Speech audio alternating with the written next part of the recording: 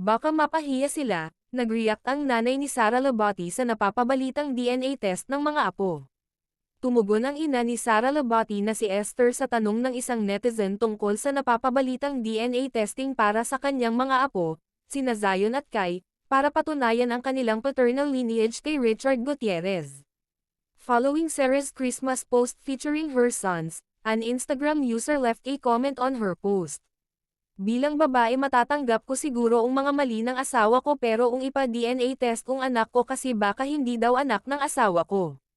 It's too much to bear, the user commented. Esther explained the reason behind the anger towards Sarah in her response to the comment.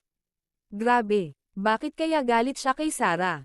Hindi nga pinapayagan si Sarah na walang bodyguard ngayon lang na nakakalabas, kasama pa kami, komento ni Esther. Grabe. Sobrang seloso. Tapos magpapa-DNA.